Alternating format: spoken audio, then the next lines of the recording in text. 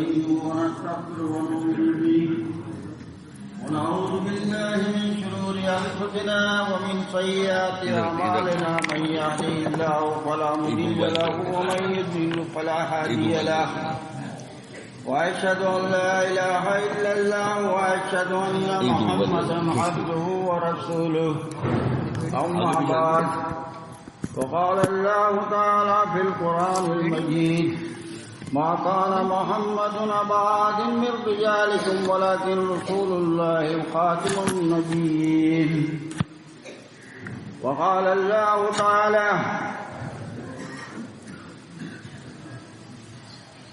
قل أرأيتم شركاءكم الذين تدعون من دون الله أروني ماذا خلقوا من الأرض أم لهم شرك في السماوات أم آتيناهم كتابا فهم على بينة منه بل إن يعد الظالمون بعضهم بعضا إلا غرورا إن الله يمسك السماوات والأرض أن تزولا ولئن زالتا إن أمسكهما من أحد من بعده إنه كان حليما غفورا.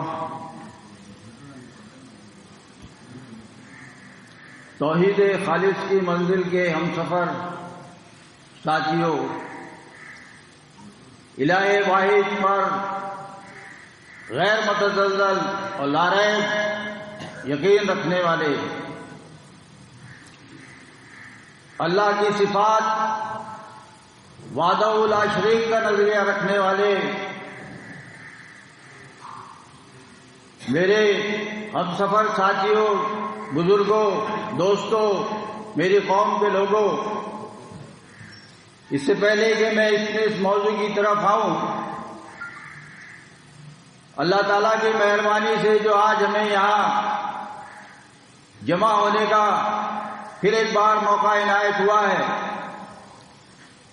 اور خاص طور پر اس بدترین معاشی حالات میں دور دراز کا سفر، مہنگا سفر، اور خاص طور پر میرے وہ بزرگ جو پیرانی اور ضعیفی کی حالت میں اتنی دور کا سفر کر کے آئے ہیں، یہ ہمارے نوجوانوں کے لیے قابل درس ہے کہ سبق ہے کہ دین کا جذبہ کوئی رکاوٹ نہیں ہوتی.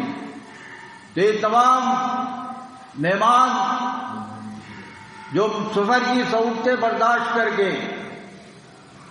اور مالی بوجھ اٹھا کر اللہ کی اس راہ میں نکلے ہیں، اللہ کی رضا خوشنودی کے لیے، تو اللہ تعالیٰ سے یہی دعا ہے کہ اللہ تعالیٰ ان تمام کی اس کاوشوں کو مقبول فرمائے، اور وہ میزبان جنہوں نے ان کے لیے درمے سخنے آنت کی اپنے بھائیوں کے لیے، اپنے مہمانوں کے لیے، اللہ تعالیٰ ان کو بھی اس کی جزائے خیر عطا فرمائے. یہ سورہ فاتر کی چند آیات ہیں جو اللہ تعالیٰ کی مہربانی سے، اس کی توفیق سے میں نے آپ کے سامنے تلاوت کی ہیں، اور اس کا ترجمہ اور اس کی تفہیم اس کو ہم پھر دیکھیں گے. فرمایا قُلْ أَرَأَيْتُمْ شُرَكَاءَكُمُ الَّذِينَ تَدْعُونَ مِن دُونِ اللَّهِ أَرُونِي مَاذَا خَلَقُوا مِنَ الْأَرْضِ، کہ اے نبی صلی اللہ علیہ وسلم ان سے کہو کبھی تم نے دیکھا اپنے ان شریکوں کو جنہیں تم اللہ کو چھوڑ کر پکارتے ہو، مجھے بتاؤ انہوں نے زمین میں کیا پیدا کیا ہے یا آسمانوں میں ان کی کیا شرکت ہے. یہ سورہ فاتر مکی دور کی صورت ہے، اور یہ کٹھن دور تھا اس دعوت کا کہ نبی صلی اللہ علیہ وسلم نے جب آغاز کیا ہے، وہ قوم جو آپ کو امین اور صادق کہتی تھی، جب ان کے سامنے الہکم الہ واحد کی دعوت آئی ہے تو تو وہی ہاتھ جو سلام کرنے کے لیے اٹھا کرتے تھے، تعظیم کے لیے اٹھا کرتے تھے، وہ آپ کے گریبان تک پہنچنا شروع ہو گئے۔ یہ دعوت بڑی کڑوی دعوت ان کو لگی ہے۔ اور حال یہ تھا اس معاشرے کا اس وقت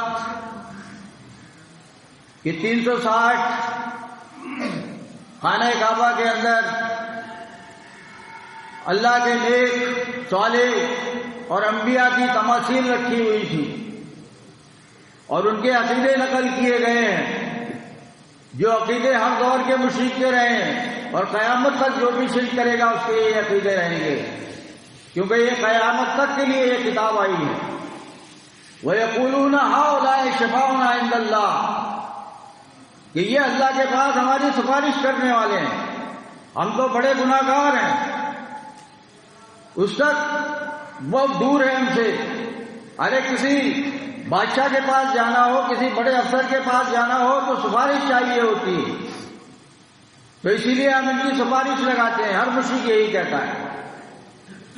اور اسی طرح دوسرا عقیدہ نقل کیا، ما نعبدهم الا ليقربونا الى الله زلفى، کہ اے محمد صلی اللہ علیہ وسلم، ابو جہل کہتا تھا ہم ان کی بندگی تھوڑی کرتے ہیں، ہم تو اس لیے یہ چڑھاوے چڑھاتے ہیں، ان کے نعرے لگاتے ہیں، پکارے لگاتے ہیں کہ یہ ہمیں اللہ کے قریب کر دیں، یہ اللہ کے قریب رہنے والے بندے۔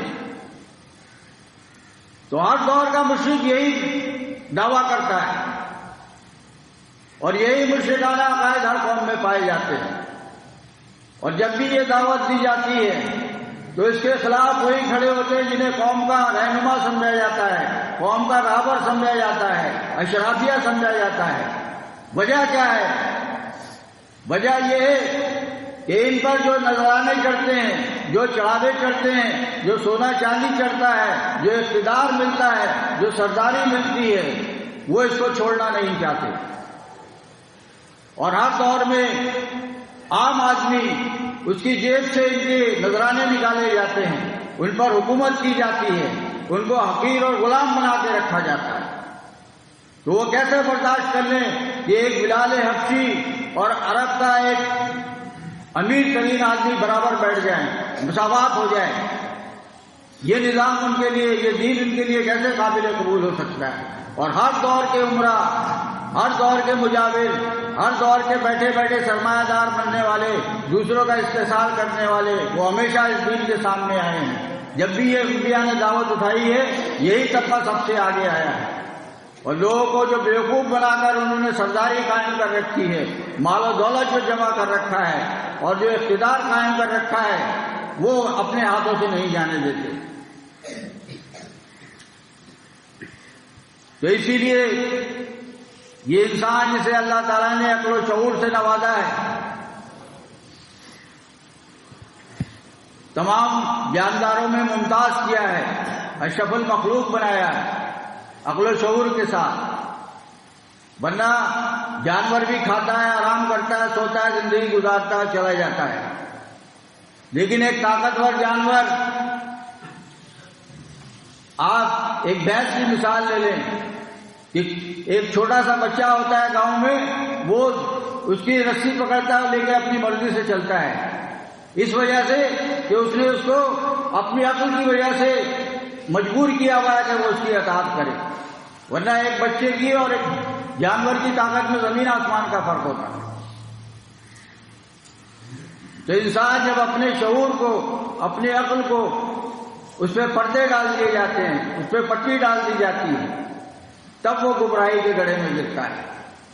تو اس کے عقل و شعور کو جھنجھوڑتے ہوئے کہا گیا کہ جس زمین پر تم رہتے ہو، جن ہواؤں میں تم سانس لیتے ہو، تو بتاؤ آج تم اس خالق کو، اس مالک کو چھوڑ کر جن ہستیوں کو آواز دیتے ہو، انہوں نے زمین میں کیا پیدا کیا ہے؟ لا یخلقون شیئا وهم یخلقون، وہ تو خود پیدا کیے گئے ہیں، وہ تو خود اناج کے محتاج ہیں، وہ رازق ہے جو کسی کا محتاج نہیں ہے، وہ سب کو رزق دیتا ہے، کسی سے رزق نہیں مانگتا، زمین اور آسمان اس کے بنائے ہوئے ہیں، یہ پہاڑ، دریا، سمندر، یہ ساری مخلوق اس کی بنائی ہوئی ہے. یہ ہوا جس میں تم سانس لیتے ہو، جس کا 1 منٹ بھی اگر روک لیا جائے تو کوئی سانس نہیں لے سکتا، کوئی زندگی باقی نہیں رہ سکتی. یہ طرح طرح کے اناج جو زمین اگلتی ہے، یہ کس کے حکم سے اگلتی ہے؟ تو بتاؤ ان میں سے کون یہ کام کر سکتا ہے؟ اور پھر اس سے بھی بڑھ کر بے عقلی کی بات، بے وقوفی کی بات کہ تمہارا کوئی زندہ 10 خاندانوں کی مشکل کشائی نہیں کر سکتا، تمہارا کوئی زندہ 10 خاندانوں کی غریب نوازی نہیں کر سکتا، تمہارا کوئی مشکل کشا، تمہارا کوئی داتا 10 خاندانوں کی ضرورتوں کو پورا نہیں کر سکتا، ان کی خزانے نہیں دے سکتا ان کو. اور تم ایسے لوگوں کے لیے عقیدہ بنائے ہوئے ہو کہ جن کو تم نے اپنے ہاتھوں سے نہلایا ہے، کفن دیا ہے، 4 کندھوں پر اٹھایا ہے، قبرستان تک لے کر گئے ہو، گڑھا کھدوایا ہے، اس کے بعد منو مٹی کے نیچے ڈالا ہے، اور پھر اس کے بعد جو ہے تم ان کی پکارے لگاتے ہو. ان کو رب بنایا ہوا ہے تم نے. جو خانے کعبہ میں حاجی رسوم ادا کرتے ہیں وہ تم نے ان کے ساتھ کی ہوئی ہے. حق باہو بے شک باہو ایک نظر کرم دے کر باہو، بڑی بڑی امام بڑی میری کھوٹی قسمت کرو کھری. کس نے یہ اختیار ان کو دیا ہے؟ کس چیز کو انہوں نے پیدا کیا ہے؟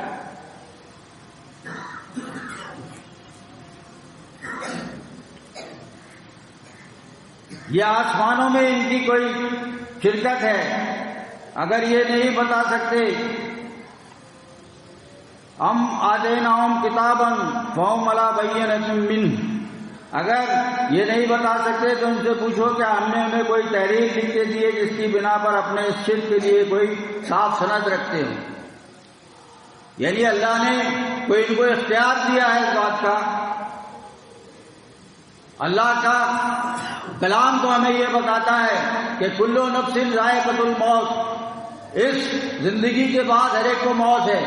یہاں تک کہ پیغمبر اسلام صلی اللہ علیہ وسلم کو یہ فرما دیا گیا انک میت و انہم میتون، کہ اے پیغمبر یہ ابو جہل، ابو لہب، عتبہ بن ربیع، یہ جتنے آپ کے دشمن ہیں، اخنس بن شریک، یہ سب ایک دن مر جائیں گے اور ایک دن موت آپ کو بھی آنی.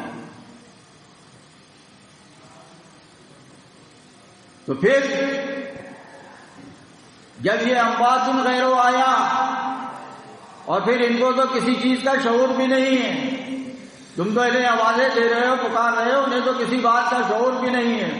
ومن اضل ممن يدعو من دون الله من لا يستجيب له الى يوم القيامہ، کہ تم ان کو پکارتے رہو قیامت تک، یہ تمہاری پکار سے غافل ہیں، تمہاری پکار کا جواب نہیں دے سکتے. وَإِذَا حُشِرَ النَّاسُ كَانُوا لَهُمْ أَعْدَاءً وَكَانُوا بِعِبَادَتِهِمْ كَافِرِينَ. اور ان میں سے کتنے نیک ہوں گے، صالح ہوں گے، جنہوں نے کبھی اس بات کی دعوت نہیں دی کہ تم اللہ کو چھوڑ کر ہمیں پکارنا. آج تو یہ محمد صلی اللہ علیہ وسلم کے ساتھ جنہوں نے خود توحید کی دعوت دی تھی، جس کے لیے ان کو مسجد حرم میں گلا گھونٹا گیا تھا چادر سے، شعیب ابی طالب کی گھاٹی میں قید کر دیا گیا تھا، بائیکاٹ کر دیا گیا تھا. طائف والوں نے اتنی سنگباری کی تھی کہ آپ کے جسم سے خون کے فوارے جاری ہو گئے تھے، اور آپ نے اپنی بیٹی فاطمہ رضی اللہ تعالیٰ عنہا سے فرمایا تھا کہ اس سے زیادہ تکلیف میں نے کبھی آج تک محسوس نہیں. جس پیغمبر کی دعوت یہ تھی اپنی امت کے لیے، قل انما ادعو ربی ولا اشرک بہ احدا، کہ دیکھو مجھے جب بھی ضرورت پڑتی ہے میں اپنے رب کو آواز دیتا ہوں. کبھی ابراہیم علیہ السلام کو، اسماعیل علیہ السلام کو، لات، عزا، منات، حبل، ان کو آواز نہیں دیتا. یہ بھی تو اللہ کے نیک بندے تھے. ابراہیم علیہ السلام یا ابراہیم اغسنی کے نعرے تھے ابو جہل کے، یا اسماعیل اغسنی کے نعرے تھے.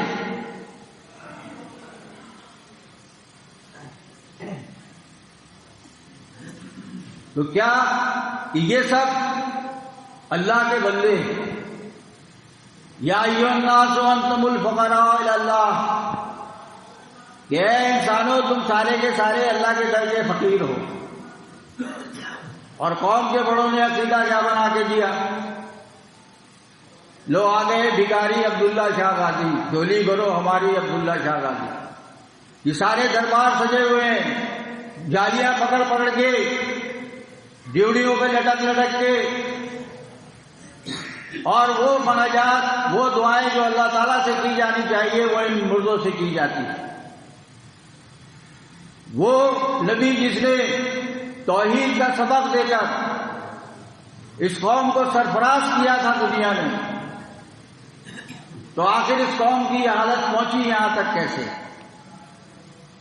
جو توحید کے ماننے والے تھے، خالص ایمان رکھنے والے تھے، ان کا یہ حال ہوا کیسے؟ یہ دیوبندی بریلوی آج جو پائے جاتے ہیں، یہ تو 100-150 سال کی پیداوار ہے، تو کیا 100-150 سال سے بگاڑ پیدا ہوا ہے؟ اگر آپ اس گتھی کو سلجھاتے جائیں، چلتے جائیں، تو معلوم ہوگا کہ یہ 30ویں صدی ہجری ہے کہ امت میں جب یہ عقیدہ داخل ہوا ہے۔ تردد ارواح فی الاجساد فی القبور کا، ان قبروں کے اندر روحوں کا جسموں میں لوٹایا جانا،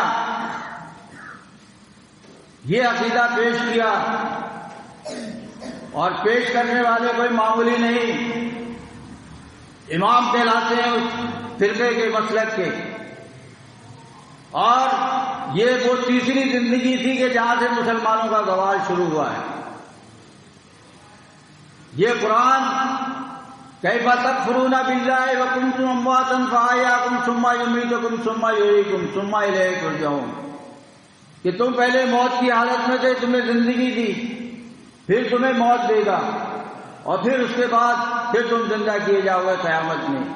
ربنا آمد اثنتین فآیت اثنتین فاعترافنا فی ذنوبنا فہل الی خروج من سبیل، یہ کفار کھڑے ہو کر گواہی دیں گے کہ پروردگار تو نے ہمیں 2 زندگی 2 موتیں دی۔ ایک موت وہ ہے جو زندگی سے پہلے تھی، ایک موت جو دنیا میں آئے گی، 2 موتیں، ایک زندگی یہ ہے جس میں ہم کھڑے ہیں، اور ایک وہ جو آخرت میں ہمیں ملنی ہے۔ تو یہ تیسری زندگی کہاں ہے؟ اور آج قبروں کے اوپر جھگڑا ہوتا ہے، قبروں کے اوپر مسائل ہیں کہ جی روح کا پلٹنا، روح پلٹتی ہے نہیں پلٹتی ہے۔ یہ مردے جب سے زندہ ہوئے، دادا دستگیر مشکل کشا حاجت روا بنے، تو پھر ان کے لیے کہانیاں بھی عجیب عجیب تخلیق کی گئیں، جس طرح ہندوؤں نے اپنے بھگوانوں کے لیے کہانیاں تخلیق کی، اور بظاہر آپس میں ایک دوسرے کے مخالف ہیں، ایک دوسرے کے کفر کے فتنے ہیں، لیکن مردہ پرستی میں سب ایک ہیں۔ یہ ان کے لیے بڑے مقدس واقعات ہیں، لیکن ہمارے لیے لطیفے ہیں۔ اشرف علی تھانوی دیوبند حکیم الامت کہلاتا ہے، انہوں نے کتاب میں واقعہ نقل کیا ہے،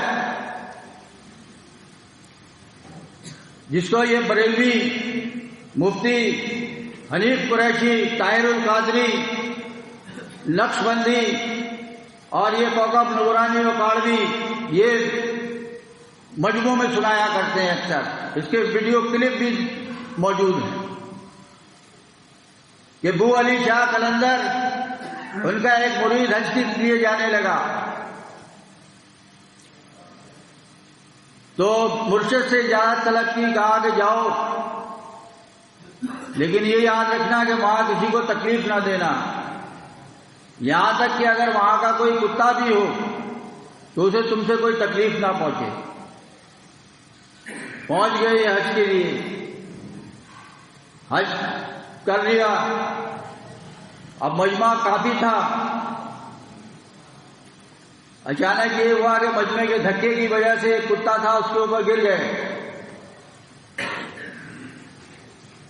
اب انہیں فوراً مرشد کی بات یاد آئی، اپنا کرتا پھاڑا، مرہم وغیرہ لیا اور اس کے پٹی وغیرہ کر دی، اور اس کے بعد پھر واپس آئے،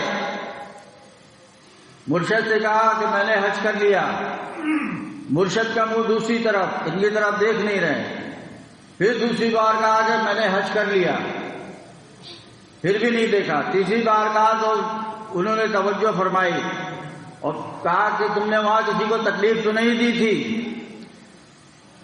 تو انہوں نے کہا نہیں، بس ایک واقعہ ہوا تھا، وہ واقعہ یہ ہے کہ کتا دب گیا تھا، اس کی میں نے مرہم پٹی کی تھی، اور تو کوئی ایسا واقعہ نہیں ہوا۔ تو حضرت نے وہ مرہم پٹی نکالی اور کہا کہ وہ کتا نہیں تو تھا۔ اسی طرح ایک اور واقعہ نقل کرتے ہیں کہ ایک دھوبی مر گیا، فرشتے قبر میں اس کے پاس سوالوں کے لیے پہنچے، من ربوں کا، تیرا رب کون ہے؟ اس نے کہا میں کچھ نہیں جانتا، میں تو غوث عبد القادر جیلانی کا دھوبی ہوں۔ فرشتوں نے مزید پوچھا رسول اللہ کے بارے میں کہ ان کے بارے میں کیا جانتا ہے؟ کہا میں تو غوث پاک کا دھوبی ہوں، وہ جو بھی سوال کرے وہ کہے میں غوث پاک کا دھوبی ہوں۔ تو لکھتے ہیں کہ فرشتے پریشان آ گئے کہ کیا ہر سوال کا یہی جواب دیتا ہے؟ تو تھوڑی دیر کے بعد غوث پاک خود تشریف لے آئے، کہنے لگے کہ کیوں میرے بندوں کو تنگ کرتے ہو، جو سوال کرنا ہے مجھ سے کرو۔ تو فرشتے گھبرا گئے، ڈر گئے، اور اللہ سے کہنے لگے کہ کس شخص کے پاس ہمیں بھیج دیا تھا، اور وہاں تو وہ آ گیا۔ انہوں نے کہا کہ بس اب اسے کچھ نہ کہو اور اسے جنت میں داخل کر دو، کیونکہ کیا ہوا اگر وہ ہمیں نہیں جانتا تو کیا ہوا؟ ارے ہمارے محبوب عبد القادر کو تو جانتا ہے۔ یہ اسلام جو ہے یہ اس وقت پھیلایا جا رہا ہے، یہ اسلام پھیل رہا ہے، اور اس کی بنیاد جو آج توحید کے چیمپئن بنے ہوئے ہیں، جو سعودی عرب میں ریال اور درہم لے کر یہ بتاتے ہیں کہ دیکھو یہ دیوبندی، یہ بریلوی، یہ کس طرح سے شرک کر رہے ہیں، مزاروں پہ کتے بنتے جا رہے ہیں، مزاروں پر ہاتھوں پیروں پہ بل جا رہے ہیں، یہ شرک کر رہے ہیں، لیکن یہ نہیں بتاتے کہ اس مردے کو زندگی کا عقیدہ کس نے دیا۔ اور صرف یہ عقیدے زندگی کی بات نہیں ہے، یہ تو وہ مسلک ہے جس نے قرآن کی ایک ایک آیت کے خلاف جھوٹی روایتیں پیش کر دی۔ میں چند اگر مثالیں آپ کے سامنے رکھتا ہوں کہ آپ دیکھیں اور غور کریں کہ کس طرح سے قرآن کو، جس طرح یہودیوں نے کتاب اللہ بڑا دورہم کانہم لا یعلمون کہ انہوں نے کتاب کو پس پش ڈال دیا تھا اور ایسے بن گئے تھے جیسے اسے جانتے ہی نہیں۔ یہی کام اس گروہ نے کیا۔ قرآن کہتا ہے وَإِلَى اللَّهِ تُرْجَعُ الْأُمُورُ، سارے معاملات اللہ کی طرف پلٹتے ہیں، بندوں کے جتنے معاملات ہیں، اور روایت پیش کر دی گئی کہ ہم جو درود پڑھتے ہیں وہ نبی صلی اللہ علیہ وسلم پر پیش ہوتا ہے۔ اسی طرح وما خلقت الجن والانس الا ليعبدون، اللہ تعالیٰ نے انسانوں کی تخلیق کا مقصد یہ بتایا ہے کہ یہ امتحان ہے تمہارا کہ تم جس کی فضاؤں میں رہتے ہو، جس کے اناج کو کھاتے ہو، کیا تم اس کے نبق حلالی کر رہے ہو، اس کی وفاداری کر رہے ہو یا نہیں۔ اور انہوں نے تخلیق کائنات کس کو بتایا؟ روایت پیش کر کے محمد صلی اللہ علیہ وسلم کو، کیا ہے محمد اگر میں تمہیں پیدا نہ کرتا تو اس کائنات کو پیدا نہ کرتا۔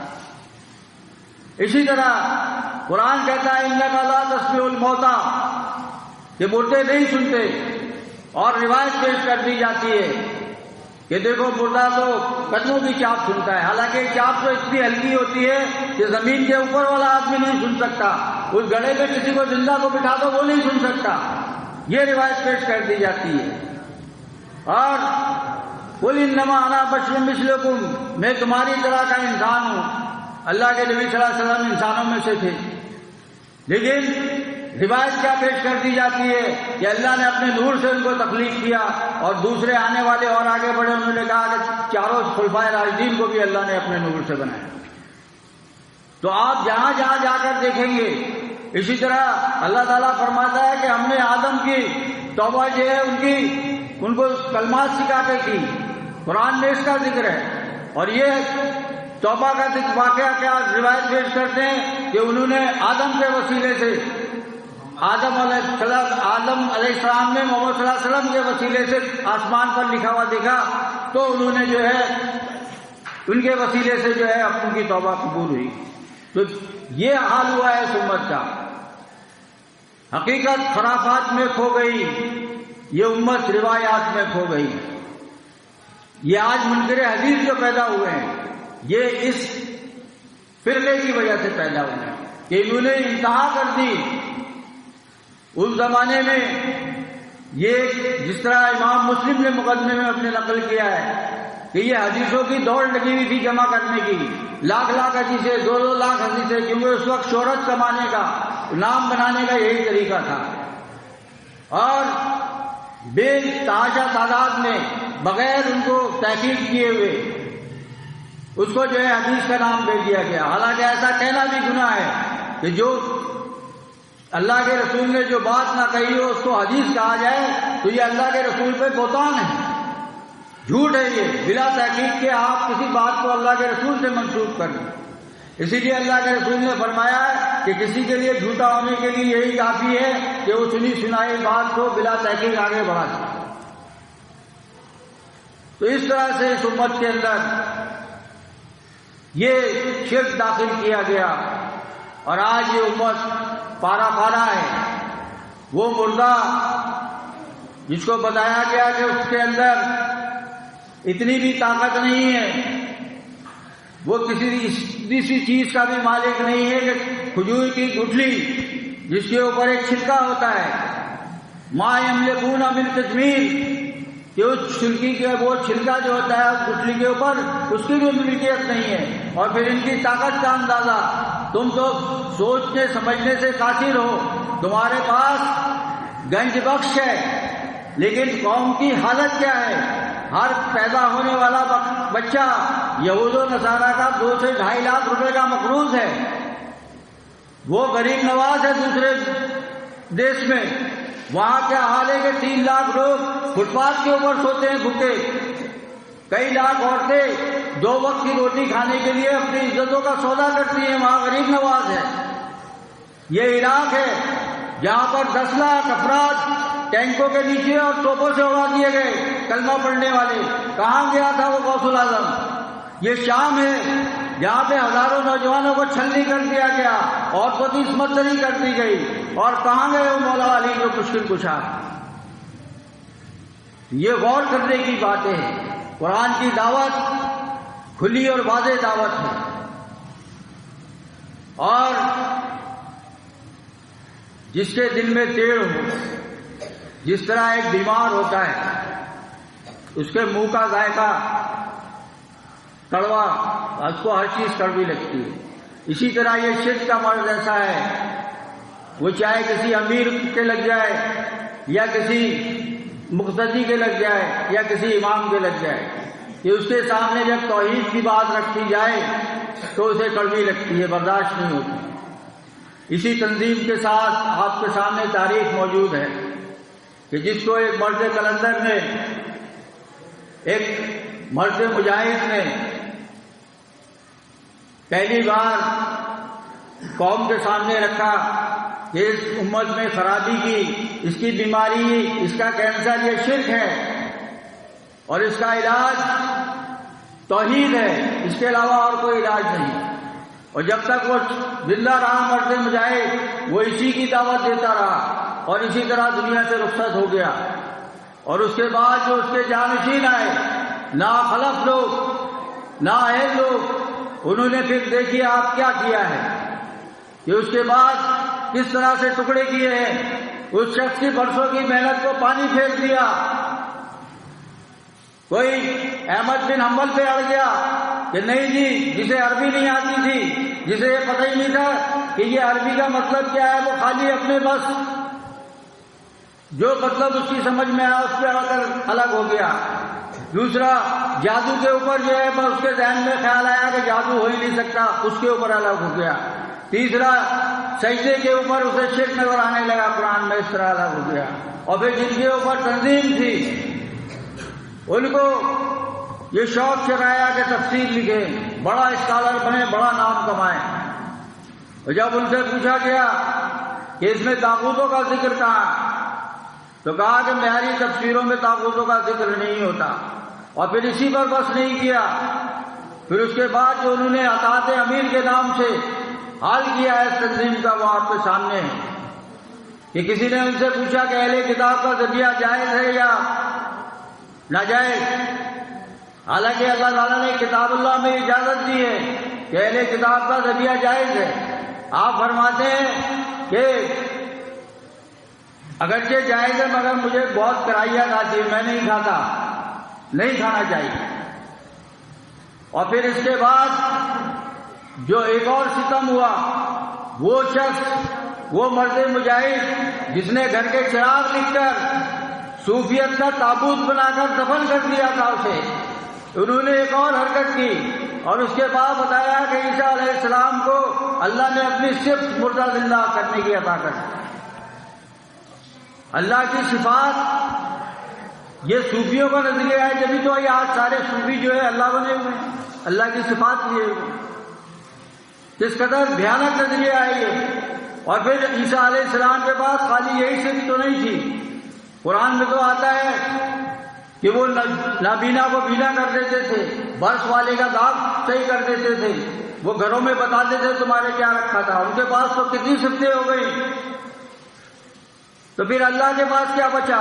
میرے پاس 1000 روپے اگر میں آپ کو دے دوں 1000 روپے تو میرے پاس کیا رہا؟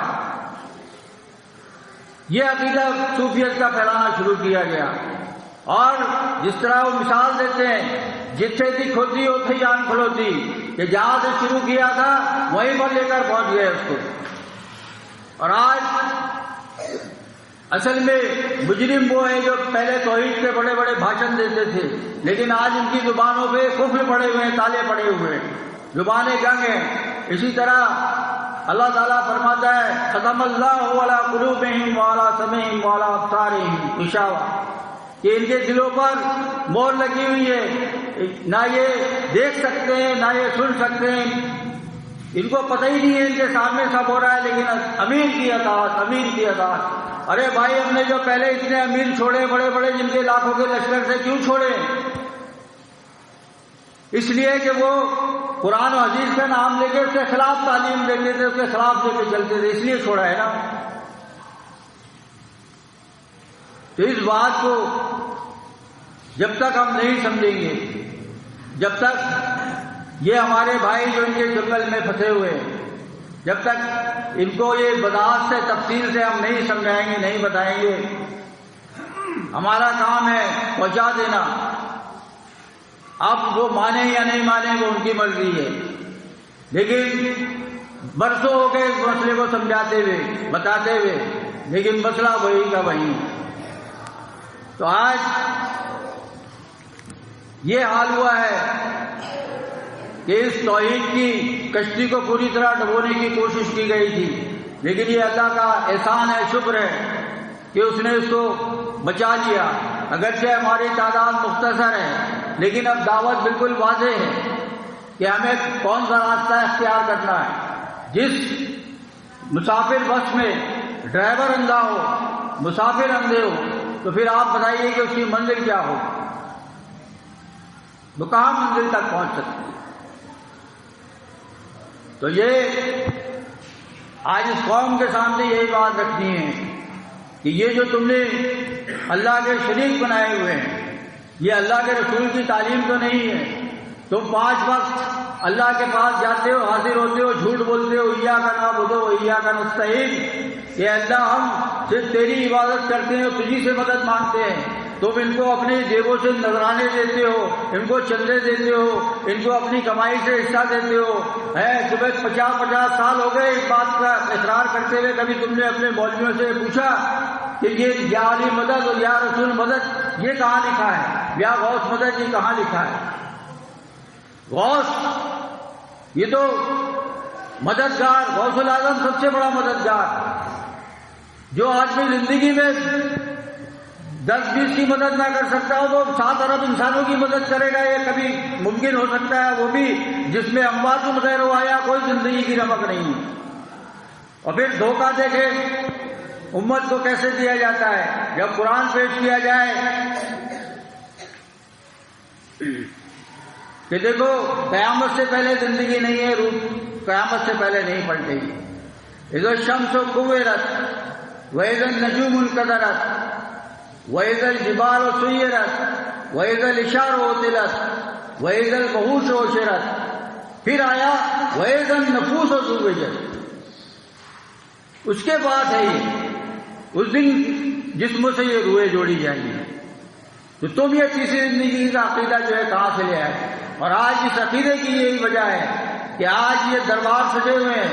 یہاں بھنگ پینے والوں کے، چرس پینے والوں کے، ناچنے والوں کے، دھمال کے نام سے ڈانس کرنے والوں کے مجمع ٹھٹ کے ٹھٹ لگے ہوئے ہیں، عورتوں اور مردوں کے. ہیں کون؟ کلمہ پڑھنے والے.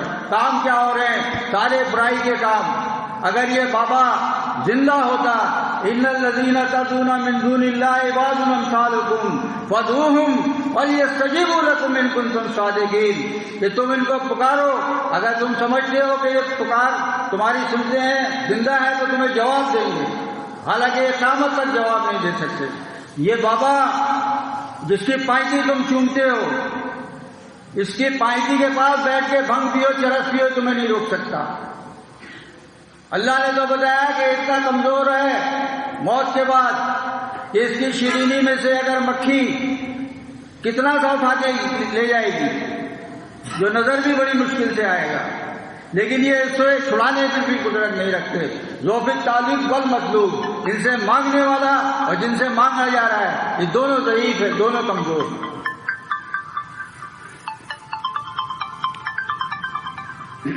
آگے فرمایا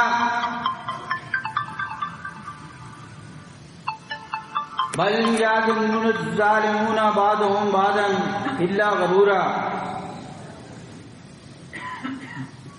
بلکہ ظالم ایک دوسرے کو محض فریب کے جھانسے دیے جا رہے ہیں. آج یہ جتنے گمراہ کن لوگ ہیں، فرقے ہیں جو غیر اللہ کو پکارتے ہیں، غیر اللہ کی نظر نیاز کراتے ہیں، وہ یہی تو کہتے ہیں کہ یہ تمام بزرگ اپنی طرف سے تھوڑی کچھ کرتے ہیں، اللہ نے ان کو عطا کیا ہے. کسی نے صرف دے دی، کسی نے اللہ کی طرف سے عطائی بنا دیا، انہیں اللہ نے عطا کیا. تو اللہ نے چیلنج کیا کہ مجھے بتاؤ، وہ سند بتاؤ کہ کہاں پر لکھا ہے کہ میں نے یہ اختیار ان کو دیے ہیں. جس طرح ہود علیہ السلام نے اپنی قوم سے کہا تھا کہ اتجادلوننی فی اسماء سمیتها انتم وآباؤکم، تم مجھ سے ایسے ناموں پہ جھگڑتے ہو جو تمہارے باپ دادا نے رکھے. نام ہے عبد القادر جیلانی، کس نے بنایا؟ غوث الاعظم. نام ہے لطیف الدین، آپ نے بنایا. بڑی امام کس نے بنایا؟ یہ عثمان ورندی. شہباز قلندر کس نے بنایا؟ علی حجویری. داتا کس نے بنایا؟ تو کوئی سند پیش کرو. اور جو سند والے ولی اللہ ہیں، صحابہ کرام جن کو اللہ نے سند دی ہے، رضی اللہ عنہم ورضوا عنہ، یہ سند ہے ان کے لیے سرٹیفکیٹ کہ اللہ ان سے راضی ہوا اور یہ اللہ سے راضی ہوئے. تو ذرا بتاؤ، ابو بکر صدیق، عمر بن خطاب، علی رضی اللہ تعالیٰ عنہ، عثمان بن عفان، انہوں نے کتنے مردے زندہ کیے، کتنی ہواؤں میں اڑے، کتنی باراتیں انہوں نے ٹہرائی. ایک بھی کوئی پیش نہیں کر سکتے ہو. جو تم پیش کرتے ہو وہ جھوٹ ہے، جھوٹ کے سوا اور کچھ بھی نہیں. اسی طرح ایک اور واقعہ نقل کیا کہ ایک ولی تھے، وہ باہر جب نکلتے تھے تو شیر پہ سوار ہو کے نکلتے تھے، اور جس جگہ بھی پہنچ جاتے تھے وہاں کے لوگوں کا کام تھا کہ ان کے لیے شیر کے لیے گائے جو ہے وہ دیں، ورنہ وہاں تباہی آ جائے گی. وہ گائے جو ہے وہ شیر اس کو کھا لیتا تھا، اپنی خوراک پوری کر لیتا تھا، پھر آگے چلے جاتے تھے. تو وہ دکھاتے تھے کہ میں ولی ہوں. تو ایک دن وہ عبد القادر جیلانی کی خانقاہ کے پاس سے گزرے اور کہا کہ لاؤ بھائی گائے لاؤ. تو گائے، لوگوں نے کہا کہ یہ کون ہے، یہ گائے مانگ رہا ہے شیر کے لیے. حکم ہوا کہ دے دو اسے. اب وہ گائے دے دی گئی. وہیں خانقاہ کے دروازے پہ ایک بہت ہی مریض سا کتا بیٹھا ہوا تھا، وہ بھی گائے کے ساتھ ساتھ چل دیا. لے جانے والے نے کوئی پرواہ نہیں کی. اس کے بعد آگے جا کے وہاں ڈال دیا اسے شیر کے آگے. اب وہ لکھتے ہیں کہ اس کے بعد اس کمزور مریض سے کتے نے اس شیر کو پھاڑ چیر کے ڈال دیا، ختم کر دیا، اور ولی اللہ کو پتا چلا کہ مجھ سے بھی بڑا کوئی ہے ولیوں کا ولی، تو اس نے آ کے توبہ کی کہ مجھ سے یہ غلطی ہو گئی۔ یہ واقعات جو ہے نا، یہ اسلام ہے ان کا، یہ اسلام جو ہے یہ پھیلاتے رہتے ہیں۔ تو جن کے پاس سرٹیفکیٹ ہے، جو اللہ کی طرف سے منظور شدہ ولی ہیں، ان سے بڑا کوئی ولی نہ ہے نہ انشاءاللہ ہوگا دنیا میں۔ ان کے جھولی میں کیا ہے؟ جب ساری صفات آپ نے اللہ کی دوسروں کو دے دی، تو آج اسی لیے ما قدر اللہ حق قدر ہے کہ اللہ کی کیا قدر ہے تمہارے پاس؟ ساری قدر تو ان کی ہے۔ جو عبادت اس مالک کی کرنی چاہیے تھی وہ آج ان کی ہو رہی ہے۔ آج بھول گئے سب۔ انما حرم علیکم المیتۃ والدم ولحم الخنزیر وما اہل لغیر اللہ، کہ جن 3 چیزوں کو تم حرام سمجھتے ہو، چوتھی چیز تمہارے علماء نے حلال کر دی۔ ان کو اپنا رب بنا لیا ہے، انہوں نے علماء کو اپنا رب بنا لیا ہے۔ یہی بات یہود و نصارہ میں تھی کہ جب اللہ کے رسول سے یہودی عالم نے پوچھا کہ اللہ کے رسول ہم نے کب اپنے عالموں کو رب بنایا تھا، یہ آیت کیسی آئی ہے قرآن میں؟ تو آپ نے فرمایا کہ وہ تمہارے عالم جب کسی چیز کو حلال چیز کو حرام کرتے تھے تم مان لیتے تھے، اور اسی طرح حرام چیز کو حلال کرتے مان لیتے تھے، اور کیا ایسا نہیں تھا؟ تو انہوں نے کہا کہ ہاں ایسا ہی تھا۔ کہا یہی تو رب بنانا ہے۔ تو آج آپ دیکھیں کہ قرآن کی کھلی کھلی آیتیں ہیں، لیکن یہ رب جو ہے ان کے، یہ اس کو ماننے کے لیے تیار نہیں۔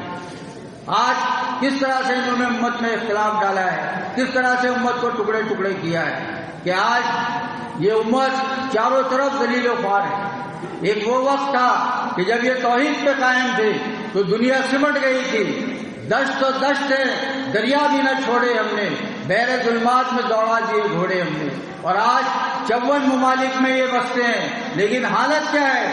آج آپ افغانستان کو دیکھیں، آج شام کو دیکھیں، عراق کو دیکھیں، سعودیہ کو دیکھیں، یمن کو دیکھیں، بیروت کو دیکھیں، پاکستان کو دیکھیں، کیا حال ہوا ہے کہ ان کے نونہالوں کو زندہ سرگور کر دیا جاتا ہے، ٹینک چڑھا دیے جاتے ہیں، گولیوں سے چھلنی کر دیا جاتا ہے، ان کی کوئی مدد نہیں آتی۔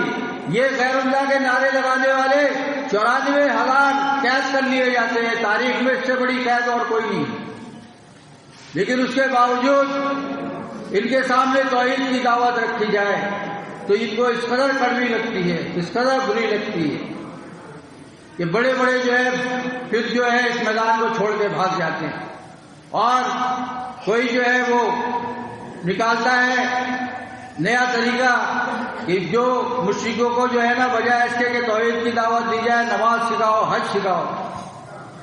یا قوم اعبدوا اللہ ما لکم من الہ غیرہ، ہر نبی کی دعوت اس قرآن میں سب سے پہلے یہ ہے، اس کے علاوہ اور کوئی دعوت نہیں ہے، اور یہی دعوت ہماری تنظیم کا محور اور مرکز ہے، اس کے علاوہ ہمارے پاس کوئی اور دعوت نہیں۔ جو اس سے مطمئن ہے، جو اس سے ساتھ چلے گا، کیونکہ اب دعوت واضح ہے، ہمیں کوئی اور مطالعات اور مفاہمت نہیں کرنی، ہماری دعوت پیغمبروں والی دعوت ہی رہے گی۔ اب اس میں جتنی بھی آزمائشیں آئیں، جتنی بھی تکلیفیں آئیں، ہمیں طاغوت کا رد کرنا ہے۔ یہ نہیں کہ طاغوت سے لوگ برا مان جاتے ہیں، تقریروں پہ پابندی لگا دو، طاغوت پہ تقریر نہیں ہوگی۔ یہ اسلامی تحریک اسلام کے لیے کام ہو رہا ہے۔ یہی تو انڈیا کے ہندو یہ مطالبہ کرتے ہیں کہ ہمارے بھگوانوں کے خلاف جو آیات ہیں ان کو بین کر دو قرآن میں، اور آج یہ اسلامی تحریک اسلام کو آیا کرنے والے یہ ان کا مطالبہ ہے کہ کفر بالطاغوت، اس کے اوپر کوئی تقریر نہیں ہوگی۔ یہ حال ہے، اور لوگ آنکھیں بند کر کے ان کے پیچھے پیچھے اسلام کے نام پہ چلے جاتے ہیں۔ کیسے سمجھایا جائے؟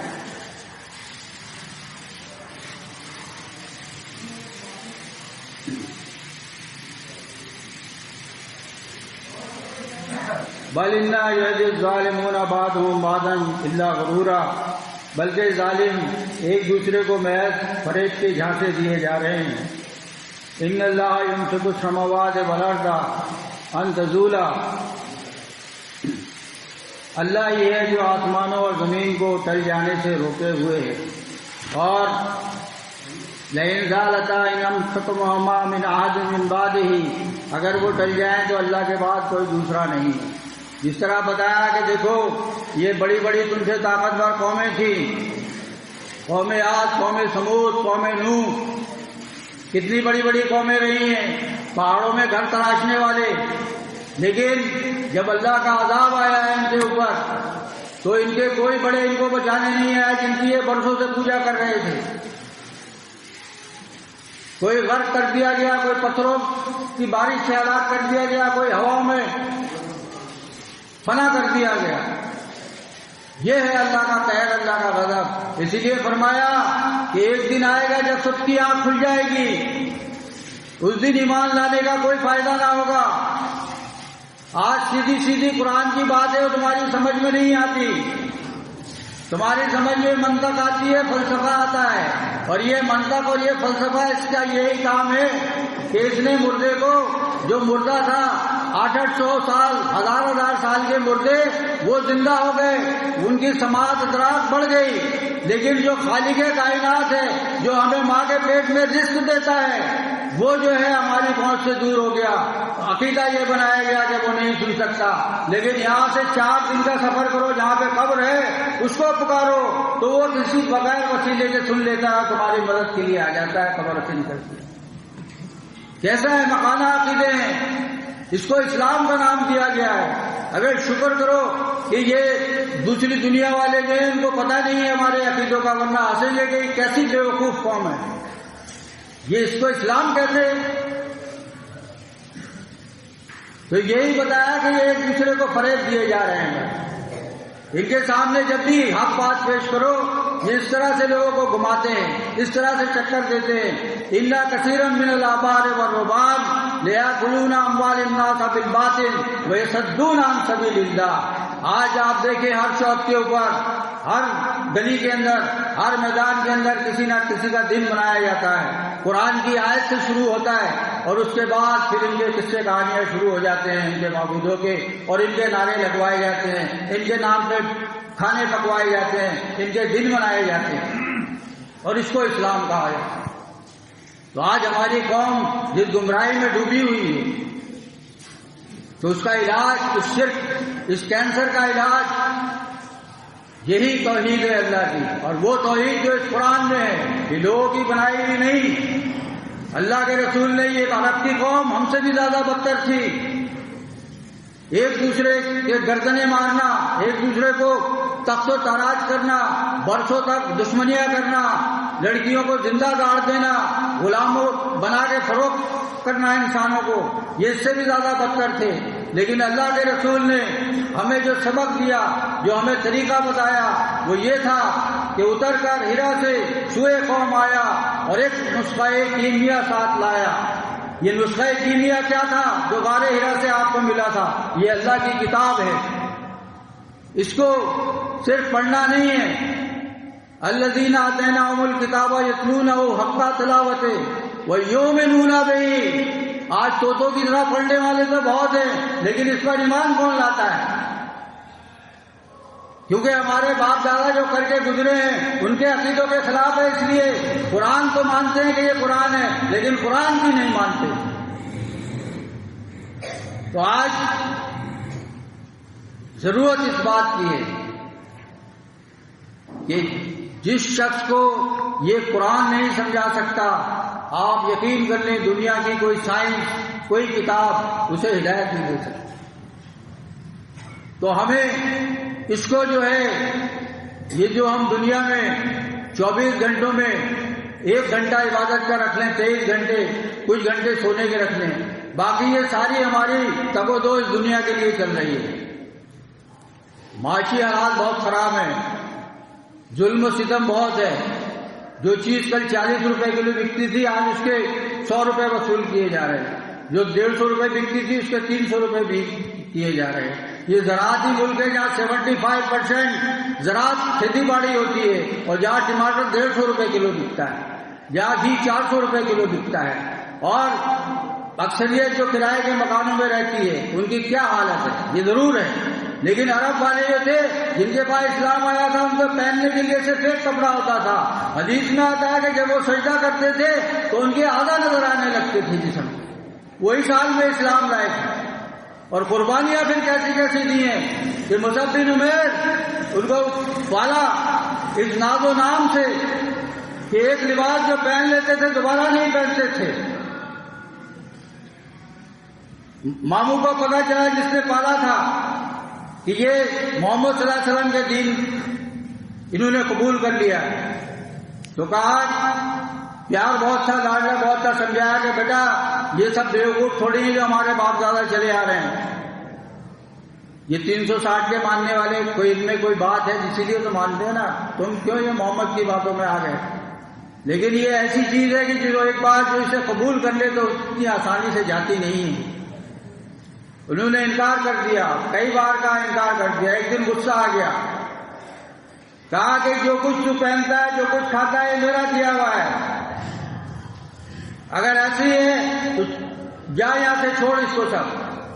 تو یہ اتنے بڑے شہزادے لباس اتار دیا اور جو میسر اس وقت آیا اس سے ڈھک کر اپنے آپ کو ہجرت کی انہوں نے. ایسی ایسی قربانیاں ہیں. بلال حبشی رضی اللہ تعالیٰ عنہ ان کو امیہ بن خلف سمجھاتا تھا کہ باز آ جا, یہ جو 360 کے خلاف دین ہے اس کو چھوڑ دے. کہتے تھے نہیں. تو لڑکوں کو حکم دیتا تھا ان کو رسی سے باندھو, گھسیٹو گرم ریت پہ. اور جب تک انسان ہے برداشت ہوتی تھی برداشت کرتے تھے, اور جب برداشت ختم ہونے لگتی تھی تو زبان سے حدیث میں آتا ہے کہ بھائی کی لفظ ہوتا تھا احد احد احد, اللہ اکیلا ہے, اللہ کا کوئی شریک. یہ ایمان چاہیے, اس ایمان کا تقاضا کرتا ہے قرآن. یہ جو بازاروں میں یہ مردوں کے پجاری ایمان بیچتے پھرتے ہیں جسے ایمان کہتے ہیں تو شرک ہے, کفر ہے. اسی لیے اللہ نے ایسے نمک حراموں کو جو اللہ کی زمین پر رہتے ہیں, اللہ کا اناج کھاتے ہیں, اللہ کی ہواؤں میں سانس لیتے ہیں اور اللہ کے دیے ہوئے مال و دولت کو استعمال کرتے ہیں لیکن شکر ادا کرتے ہیں غیر اللہ کا. جس طرح فرمایا کہ جب یہ کشتی میں سوار ہوتے ہیں موج آتی ہے تو یہ سارے معبودوں کو بھول جاتے ہیں. لہو مخلصین لہ الدین, یہ خالص کر کے پھر اللہ ہی کو پکارتے ہیں. لیکن جب ہم انہیں خوشی پر ہو جاتے ہیں تو یہ کیا کرتے ہیں, پھر یہ شریک بناتے ہیں کہ یہ جی یہ تو غوث کا کرم تھا, یہ غریب نواز کا کرم تھا, یہ فلاں. یہ ہر دور میں مشرک یہی کرتے رہے. تو اب آج بدقسمتی کی بات یہ ہے, ہماری بدقسمتی یہ ہے کہ ہم کسی غیر کلمہ گو کو دعوت نہیں دے رہے, اس قوم کو دعوت دے رہے ہیں لا الہ الا اللہ محمد رسول اللہ پڑھنے والی قوم کو. لیکن فرق یہ آ گیا ہے کہ انہوں نے جب کلمہ پڑھا تھا تو اس کے بعد انہوں نے کسی 360 کو نہیں مانا تھا, کسی کو آواز نہیں دی تھی, کسی کو شریک نہیں بنایا تھا, کسی کو اللہ کی صفت نہیں دی تھی, کسی کو اللہ کا اختیار نہیں دیا تھا. لیکن آج کیا ہے, آج اس کا الٹا ہو گیا. کلمہ وہی ہے, مفہوم تبدیل ہو گیا. آج 360 کو پکارو, کوئی مذائقہ نہیں ہے. تمام فرقوں کے اس میں لکھا ہے قبروں سے شہد حاصل ہوتا ہے. ہم یہاں سے پکاریں وہاں وہ سنیں, نبی کی سماعت پہ لاکھوں سلام. اسی طرح باقاعدہ یہ حاضر و ناظر کے عقیدے کہ اللہ کے رسول ہر جگہ حاضر و ناظر ہیں. انکا میتون و انا میتون کہاں گئی ہے, کل نفس ذائقۃ الموت کہاں گئی ہے. کسی نے تو لکھ دیا کہ جناب ایک آن کے لیے موت طاری ہوئی پھر زندہ کر دیا گیا. اور کس قدر غلیظ عقائد جو اس قوم کو دیے گئے. احمد رضا خان سے جو یہ بھی امام ہے, یا جتنے امام گزرے سب نے تباہی پھیلا دی ہے, یہ بھی امام ہے, امام احمد رضا خان. کسی نے پوچھا ولی اور نبی میں کیا فرق ہوتا ہے, کہا کہ ولی بھی قبر میں زندہ ہوتا ہے اور نبی بھی قبر میں حیات ہے. فرق یہ ہے کہ نبی کو ازواج مطہرات قبر میں پیش کی جاتی ہیں, نبی کو بیویاں پیش کی جاتی ہیں. اندازہ لگائیے یہ امام جس کے آج 95% پیروکار یہاں پاکستان میں پائے جاتے ہیں. اس طرح کے عقائد. اور کبھی یہ نہیں بتاتے کہ اللہ کے رسول صلی اللہ علیہ وسلم نے بتایا کہ میں نے عرش پر ایک بہت ہی خوبصورت محل دیکھا، حدیثوں میں آپ نے پڑھا بھی ہوگا، دیکھا بھی ہوگا. میں نے فرشتوں سے کہا کہ مجھے اس میں جانے دو، تو فرشتے کہتے ہیں کہ آپ کی زندگی کا کچھ ساتھی باقی ہے، جب آپ اسے پورا کر لیں گے تو اس کے اندر داخل ہو جائیں گے. تو یہ اللہ کے رسول اس دنیا سے جانے کے بعد اس خوبصورت ترین جگہ کے اوپر، اس محل کے اندر جو اللہ نے ان کے لیے بنایا ہے اس میں ہے، یا ایک مدینے کے گڑھے میں ہے. اس کو شرم نہیں آتی مولوی کو جو اے سی میں رہتا ہے، مفت کی بجلی، مفت کا کمرہ، بڑے بڑے ادارے چلاتا ہے، مدرسے چلاتا ہے، اچھا سے اچھا کھاتا ہے، اور نبی کے لیے اس نے یہ مٹی، یہ گڑھا جو ہے اس میں زندگی بنا کے رکھی ہے. کتنے شرم کی بات ہے. اس کو اگر آپ یہ کہیں گے کہ ایک گھنٹہ ایسے گڑھے میں رہ گیا تو کبھی تیار نہیں ہو، لیکن نبی کے لیے عقیدہ یہ بنایا. اور آج افسوس کا مقام یہ کہ اگر کوئی یہ آیت مانے انکا میتون و انہم میتون، تو کہتے ہیں کہ یہ گستاخ رسول ہے، سرتن سے جدا کر دو. یہ حال ہو گیا ہے دین کا. گمراہی اتنی پھیل گئی. تو یہ نسخہ کیمیا ہمارے تمام جتنے ساتھی ہیں یہ سپاہی ہیں اس جنگ کے، اور سپاہی یاد رکھیں کہ جب تک اپنے ہتھیار کو چلانا نہ جانتا ہو، اس کے بعد ہتھیار نہ ہو اور وہ جنگ میں کود پڑے تو کیا انجام ہوگا؟ شکست کھا جائے گا. تو اس کے لیے جب تک ہمیں یہ تیاری نہیں کریں گے، اس کتاب کی طرف نہیں پلٹیں گے، ایک ایک چیز، ایک ایک عقیدہ جو ہمارا ہے، جو اس قرآن نے دیا ہے، اسے ہم جو مسلمان اپنے آپ کو کہتے ہیں ان کے سامنے لے جانا ہوگا کہ دیکھو قرآن تو یہ کہتا ہے، تمہارے عقائد یہ. اب اگر تم برا مانتے ہو برا مانو، بھلا مانتے ہو بھلا مانو، لیکن ایک دن آنے والا ہے کہ جب اس قرآن کے مطابق جو ہے وہ حساب کتاب ہوگا. القرآن لکا حجت، القرآن حجت لکا او علیکا، کہ یہ قرآن اللہ کے رسول نے فرمایا تجھ پر حجت ہے اور تیرے لیے حجت ہے. حجت کیا ہے کہ جس کے بعد پھر کوئی بات نہیں. لیکن میں نے جیسے بتایا کہ اس گروہ نے سب سے پہلے، یہ گروہ ہے جو آج چیمپئن بنا ہوا ہے توحید کا، اس نے پورے قرآن کو تبدیل کرنے کی کوشش کر دی. ہر قرآن کی آیت کے سامنے ایک موضوع روایت اور اس کو حدیث کا نام دے دیا گیا کہ یہ حدیث ہے. لوگ ڈر جاتے ہیں کہ قال رسول اللہ، کہیں ایسا نہیں ہو کہ ہم اسے ماننے سے انکار کریں اور ہم دین سے نہ نکل جائیں. اس سے فائدہ اٹھا کے انہوں نے پوری دین کو جو ہے نا بگاڑ کے رکھ دیا. لیکن اللہ تعالیٰ نے اب چونکہ نبی نہیں آنا، اب نبی آخر الزمان چلے گئے. یہ کتاب اللہ نے اسی لیے محفوظ کی ہے.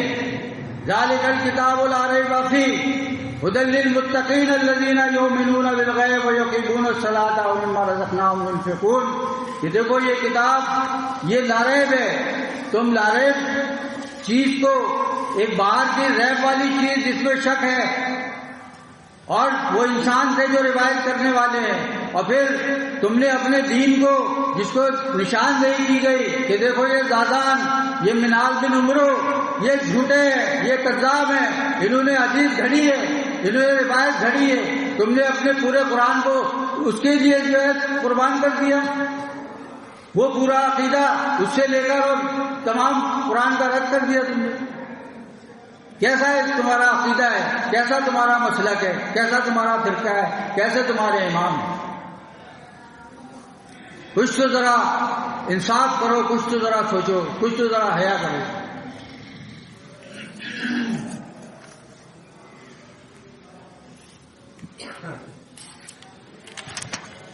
اور اگر وہ ٹل جائے تو اللہ کے بعد کوئی دوسرا نہیں تھامنے والا. بے شک اللہ بڑا حلیم اور درگزر فرمانے والا ہے. اب یہ ہمارے یہاں چند مثالیں میں اور دوں گا کہ کتنے بڑے بڑے نام ہیں، انہوں نے کس طرح سے شرک کو سپورٹ کیا ہے.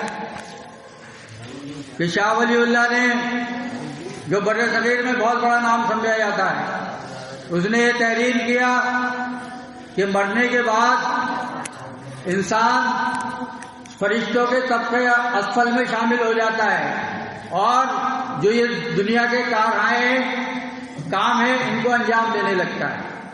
یہ شاہ ولی اللہ، اور یہی وہ شاہ ولی اللہ ہے جو کہتے ہیں کہ چونٹی کے دل میں 100 خیالات آتے ہیں تو 99 میں جانتا ہوں۔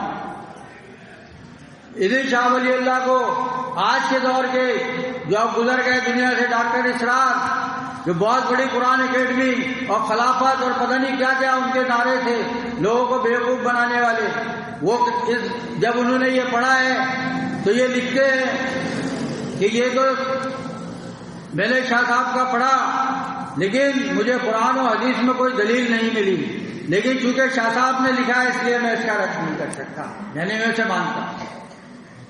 یہ حالت ہے اس قوم کی۔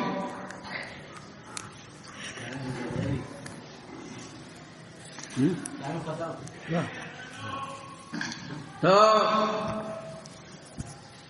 آج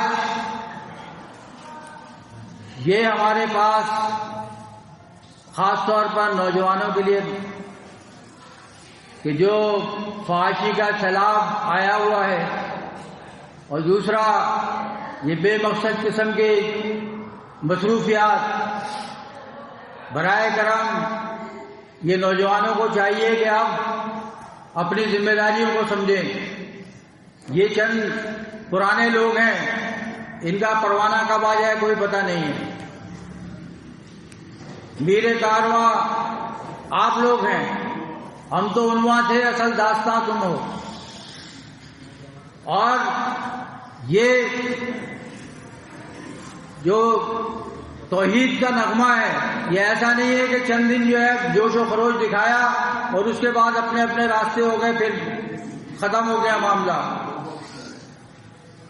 یہ نغمہ فصل گلے لالاؤ کا نہیں پابند، بہار ہو کے خزاں لا الہ الا اللہ، کہ یہ کام ہمیں مرتے دم تک کرنا ہے، یہاں تک کہ موت آ جائے۔ یہ 2-4 دن 2-4 گھنٹے کا کام نہیں ہے، یہ ایک بھاری ذمہ داری ہے ہمارے نوجوانوں کو، خاص طور پر جیسے معاذ اور معوذ سے جنہوں نے ابو جہل کو جہنم فانی کیا تھا، ایسے نوجوانوں کی ضرورت ہے کہ وہ اب اس جذبے کو سمجھیں، اس چیز کو سمجھیں اور آگے بڑھیں، اور اس توحید کے پرچم کو، اس قرآن کی دعوت سے لیس ہو کر ان کے پاس ہر عقیدہ موجود ہو، ہر رد کرنے والی چیز موجود ہو کہ جو آج گمراہی پھیلا رہی ہے، جو آج تباہی پھیلا رہی ہے۔ تو میری دعا ہے کہ اللہ تعالیٰ ہم تمام ساتھیوں کی کاوشوں کو مقبول و منظور فرمائے، اور ہم کمزور ہیں، ہمارے ساتھ مہربانی کرے اور ہمارے لیے آسانیاں پیدا فرمائے۔ اقول قولی ھذا واستغفر اللہ ولسائر المؤمنین والمسلمین۔